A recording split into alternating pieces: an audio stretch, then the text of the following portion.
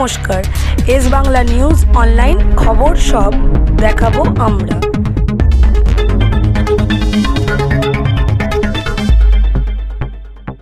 মেলাটাকে আমাদের জেলা প্রশাসনের তরফ থেকে রাজ্যের মুখ্যমন্ত্রীর নির্দেশে আমরা আলাদা মাত্রায় নিয়ে যেতে চাইছি। যেমনটা গঙ্গাসাগর মেলায় যেরকম হাজার হাজার লোক যায়, আমাদের পুলিশ প্রশাসনের পরিসংখ্যান বলছে যে শনিবার থেকে রবিবার রাত পর্যন্ত ঘন্টায় 15,000 মানুষ এই গঙ্গা থেকে জল তুলে এবং ঘন্টায় 15,000 মানুষ তারকেশ্বর দিকে রওনা হয়। আমরা এবারে আলাদা প্রস্তুতি যেটা নেওয়া হয়েছে যে একদম স্টেশন থেকে নেমে জল তোলা থেকে আর তারকেশ্বর বাবা শিবের মাথায় জল শুধু ঢালা নয়, তাদের বাড়ি যাবার পথটা সুগম করার জন্য সামগ্রিক ব্যবস্থা আমরা নিয়েছি। যেমন পৌরসভা, বৈদ্যবাটি পৌরসভা, সেচ দপ্তর এবং আমাদের কেএমডি এর মাধ্যম দিয়ে যেমন এই ঘাটগুলো, একটা ঘাট শুধু নিমাইতীর্থ ঘাট নয়, জেলার আমাদের এই বৈদ্যবাটির 6টা ঘাট রয়েছে, 16টা ঘাট রয়েছে। সেই 16টা ঘাটকে আমরা যাতে নিরাপত্তা বেশি করে পাওয়া যায় এবং সিভিল ডিফেন্সের নৌকা রাখা, এমনকি কেউ বিপদ হলে যে দেখা যাচ্ছে যে অ্যাম্বুলেন্স যাবে না, আমরা বিকল্প হিসাবে নৌকা রাখছি যাতে সরাসরি ওয়ালস হাসপাতালের ঘাটেতে আমরা তুলে দিতে পারি। এবং যাওয়ার পথে পিডব্লিউডির সমস্ত রাস্তা যাতে পরিষ্কার পরিচ্ছন্ন থাকে তার সংস্কারের ব্যবস্থা হয়েছে। রাস্তার দুধারে বন জঙ্গলের পরিষ্কার করেছে পিডব্লিউডি।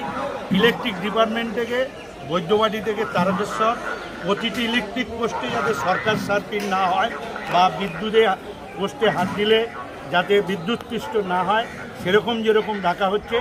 এবং এই নিমাইতীর্থ ঘাট, বৈদ্যবাটি মোড় এবং দীর্ঘাঙ্গী মোড়, তারকেশ্বর যাওয়ার পথে প্রতিটি গ্রাম পঞ্চায়েতে 2-3টি করে নজরদারি করা হচ্ছে।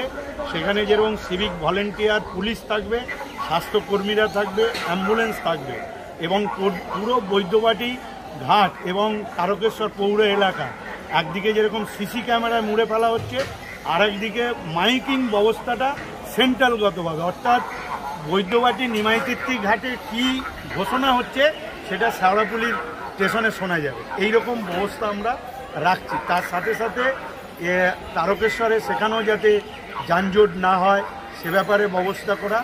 রেলের সাথে আমাদের কথা হয়েছে, এক হচ্ছে মেল লাইন পারাপারের জন্য পর্যাপ্ত আরপিএফ, জিআরপি রাখা এবং তারকেশ্বরেও সেখানে ট্রেন, আমরা আমাদের ডিএম ম্যাম চিঠি দিয়েছেন, আমরাও জিএম ডিআরএমের সাথে কথা বলছি যে যাতে 20 মিনিট অন্তর একটা করে ট্রেন দেওয়া যায়। এবারে নতুন পদক্ষেপ যেটা হয়েছে যে পরিবহন দপ্তর থেকে আমরা 50টা বাস পাচ্ছি, এটা তারকেশ্বর বাস স্ট্যান্ড থেকে আমরা 50টা বাস 26 নম্বর রোড হয়ে আমরা বালির হলডে এবং সাঁতরাগাছি বাস স্ট্যান্ড এবং দরকার হলে ধর্মতলা এবং বর্ধমান, এই বাসগুলো বিকেল ভোর 5টা থেকে বিকেল 3টে পর্যন্ত কন্টিনিউ রোটেশন করবে 8 ঘন্টার। এখনও পর্যন্ত গঙ্গার ঘাটগুলো সারানো হয়নি, সেখানে নামলেই বিপদ হতে পারে। দেখুন, এ ব্যাপারে আমরা আগামী কাল পরশুর মধ্যেই আমরা বালির বস্তা দিয়ে টেম্পোরারি যাতে মানুষ বিপদে না পড়ে সেটাই হচ্ছে আমাদের লক্ষ্য। সেজন্যই জেলা প্রশাসন বিশেষ করে আমাদের ডিএম ম্যামের উদ্যোগে একটা আলাদা সতর্কতামূলক আমরা নিচ্ছি। সেজন্য আমাদের পৌরসভা, পঞ্চায়েতগুলো সকলকেই ব্যবহার করা হচ্ছে। মানে এটা খুব তাড়াতাড়ি হবে, সম্পূর্ণ খুব তাড়াতাড়ি হবে।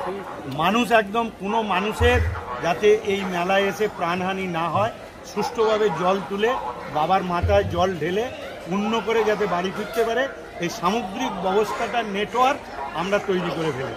এবং আমরা আশা রাখছি যে যেমনটি গঙ্গাসাগর মেলার যেসব পরিকল্পনাগুলো নেওয়া হয় সেগুলো করছে।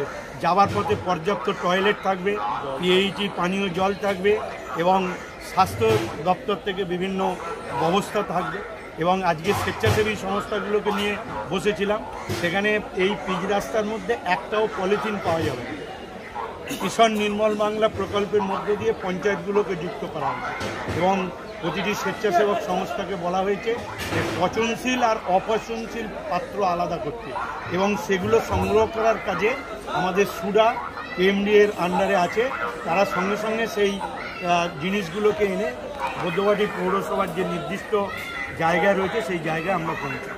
অর্থাৎ সামগ্রিকভাবে একটা সুন্দর পরিবেশের মধ্য দিয়ে শ্রাবণী মেলাকে আমরা মানুষের কাছে উপহার দিতে চাইছি। কেন এই রাজ্যের মাননীয় মুখ্যমন্ত্রীর উদ্দেশ্যই হচ্ছে যে মেলাগুলো শান্তিপূর্ণ এবং মানুষ যাতে কোনো অসুবিধে না পড়ে তীক্ষ্ণ নজর রাখে, সেই কাজটা আমরা করছি।